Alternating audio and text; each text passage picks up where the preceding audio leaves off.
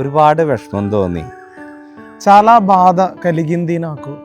കുടുംബസമ്മേളനം കഴിഞ്ഞ് പള്ളിയിലേക്ക് വരുമ്പോൾ ആ വീട് അടഞ്ഞു കിടക്കുന്ന കണ്ടപ്പോൾ ఇంటిలో ఉన్నటువంటి ప్రార్థన అయిపోయిన తరువాత విచారణకి వచ్చేటప్పుడు ఆ ఇల్లు ద్వారము మూయబడినటువంటి ఆ ఒక సంఘటనని చూసి చాలా బాధ కలిగింది. 2 വർഷത്തിലേറെയായി ആ വീട്ടിൽ ഒരു അമ്മച്ചി ഉണ്ടായിരുന്നു. 2 సంవత్సరాల నుంచి ఆ ఇంటిలో ఒక తల్లిని చూస్తున్నాను.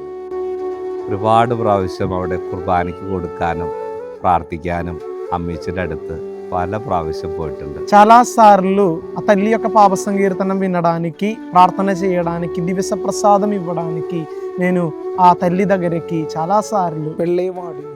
നിത്യസമ്മാനത്തിലേക്ക് അമ്മച്ചി പോയിട്ട് മാസങ്ങൾ പോലും ആയിട്ടില്ല. మరణించిన తరువాత ఇక ఒక నెల కూడా ఇంకా కాలేదు. പെട്ടെന്ന് ആ വീട് കണ്ടപ്പോൾ എനിക്ക് സങ്കടം വരാൻ കാരണം ആ വീടിൻ്റെ ഗേറ്റ് താഴിട്ട് പൂട്ടിയിരിക്കുകയാണ്. చూడండి, వెంటనే నాకు బాధ కలిగింది. ఎందుకంటే ఆ ఇంటి తలుపులు మూసివేయబడి ఉన్నవి. ഒരുപാട് ഓർമ്മകൾ നൽകിയവരാണ് നമ്മുടെ പ്രിയപ്പെട്ടവര്. చాలా మంచి జ్ఞాపకాలు ఇచ్చినటువంటి వారే మన ప్రియమైనటువంటి వారు. ആ വീടിന് വീടാക്കിയ പ്രിയപ്പെട്ടവര് ഇനിയില്ല എന്ന് ഈ നവംബർ മാസം നമ്മൾ ഓർമ്മപ്പെടുത്തുകയാണ്. మానవులు నిర్మించినటువంటి ఇంటికి అందం ఇచ్చేటటువంటి ఆ తల్లిదండ్రులు లేరు అనే సత్యాన్ని గుర్తు చేసే నెల ఈ నవంబర్ నెల. പക്ഷെ അവർ ఓర్മ്മപ്പെടുത്തുന്ന കാര്യമുണ്ട്, സ്വർഗത്തില് നമുക്ക് വീണ്ടും കാണാം.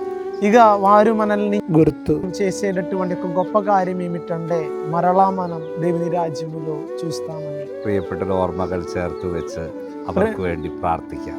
ప్రేమైనటువంటి వారి యొక్క జ్ఞాపకాలు గుర్తు తెచ్చుకొని వారి కోసం ప్రత్యేకంగా ప్రార్థిద్దాం. ദൈവം മൺമറഞ്ഞു പോയവരിലൂടെ നമ്മളെ, നമ്മുടെ കുടുംബങ്ങളെ സമൃദ്ധമായി അനുഗ്രഹിക്കട്ടെ. దేవుడు మరణించిన వారి యొక్క ప్రార్థన ద్వారా మనల్ని, మన ఇంటి వారందరినీ దీవించునుగాక.